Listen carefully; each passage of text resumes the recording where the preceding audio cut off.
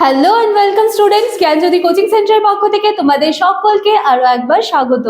আশা করছি নতুন বছর কিন্তু তোমরা খুব সুন্দরভাবে শুরু করেছো এবং আগামী দিনগুলো তোমাদের সবার খুব ভালো কাটুক। আজকে আমাদের আলোচনার বিষয় হচ্ছে শিক্ষণ ও নির্দেশনার ধারণা। এর আগের দিনে কিন্তু শিক্ষণ এবং নির্দেশনার মধ্যে সম্পর্ক আলোচনা করেছি। আশা করছি তোমরা ভিডিওটা দেখেছো এবং সেই বিষয়ে কিন্তু কোনো কনফিউশন তোমাদের আর নেই। আজকের ক্লাস বা আলোচনার বিষয় শুরু করার আগে আমি তোমাদের বলে নিতে চাই, তোমরা বোর্ডের কর্নারে দুটো নাম্বার দেখতে পাচ্ছ। এই নাম্বার দুটি হলো জ্ঞানজ্যোতি কোচিং সেন্টারের অফিসিয়াল হেল্পলাইন নাম্বার।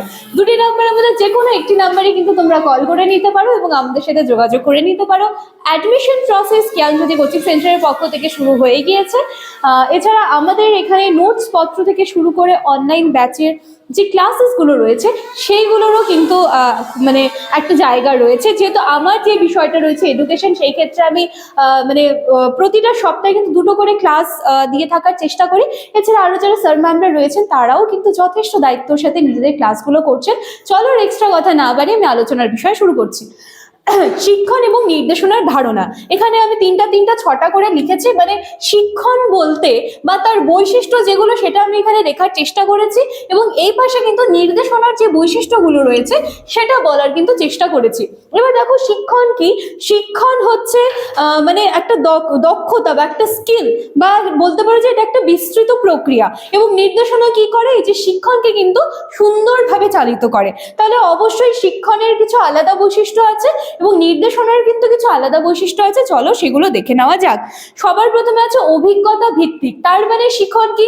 শিক্ষণ হচ্ছে পর্যবেক্ষণ, অনুশীলন, এই ব্যাপারগুলো যে রয়েছে এই সমস্ত কিছু কিন্তু আমরা কিসে দেখতে পাচ্ছি? শিক্ষণে দেখতে পাচ্ছি। এবং এগুলো কোথা থেকে আসবে? এগুলো অভিজ্ঞতা যদি থাকে, তার মানে কি বলতো, এই যে শিক্ষণ যেটা রয়েছে না, সেটা পুরোটাই বলা হচ্ছে যে অভিজ্ঞতা থেকেই কিন্তু আসবে। তো সেখানে পর্যবেক্ষণ, অনুশীলন, এই যে বিষয়গুলো যে আছে সেটা অভিজ্ঞতা ভিত্তিকে কিন্তু চলে আসে। আচ্ছা, এরপরে রয়েছে পরবর্তী পয়েন্ট ব্যক্তি কেন্দ্রিক। কেন বলছে? প্রতিটা ব্যক্তি কিন্তু এই যে শিখন যে ব্যাপারটা রয়েছে, তো ইন্ডিভিজুয়ালি প্রতিটা ব্যক্তি কিন্তু নিজের গতিতে এবং নিজের মতন করে কিন্তু জিনিসটাকে শেখে। তো সেজন্য এই পয়েন্টটা এসেছে ব্যক্তি কেন্দ্রিক। এরপরে আছে ধারাবাহিক। এখানে বলা হচ্ছে যে শিক্ষণ একটা আজীবন চলমান কিন্তু প্রক্রিয়া। ঠিক আছে, মানে এটার কিন্তু থেমে থাকা নেই। এবং শিক্ষণ বলতে শুধুমাত্র যে তুমি পড়াশোনা থেকে শিখছো সেটাও কিন্তু নয়, তুমি যেখান থেকে যা শিখতে পারছো সেটাই কিন্তু বলা হচ্ছে যে তোমার শিক্ষণ। আচ্ছা, এবার চলো নির্দেশনাটা দেখে নিচ্ছি। সবার প্রথমে রয়েছে উদ্দেশ্যমূলক।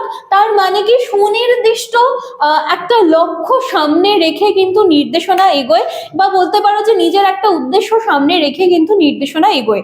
ঠিক আছে, এরপরে রয়েছে পরিকল্পিত। মানে কি? পরিকল্পিত মানে কি? কোনো একটা জিনিস আমি আগে থেকে পরিকল্পনা করে রেখেছি, তাহলে নির্দেশনাও ঠিক তেমনই। এবং আমরা এটা দেখেছি যে শিক্ষণকে কিন্তু বা শিক্ষণ যেটা রয়েছে সেটা সুন্দরভাবে কিন্তু সুষ্ঠুভাবে কাঠামোবদ্ধভাবে কিন্তু পরিচালনা হয় কিসের মাধ্যমে? অবশ্যই নির্দেশনার মাধ্যমে। তাহলে এই পয়েন্টটা কিন্তু সেখান থেকে এসেছে।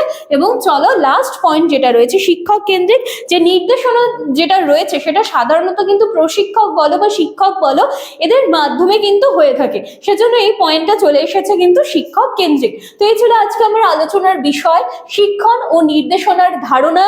এর আগে কিন্তু দুটো ক্লাস অলরেডি টপিকের উপর হয়ে গেছে, তোমরা যারা দেখোনি কাইন্ডলি গিয়ে দেখে এসো। আশা করছি আজকের ক্লাসটির পরে তোমাদের এই টপিক নিয়ে কোনো আর কনফিউশন থাকবে না। ভালো লাগলে ভিডিওটি লাইক, কমেন্ট, শেয়ার, সাবস্ক্রাইবের আশা রাখলাম। দেখা হচ্ছে পরবর্তী দিনের ক্লাসে। Thank you.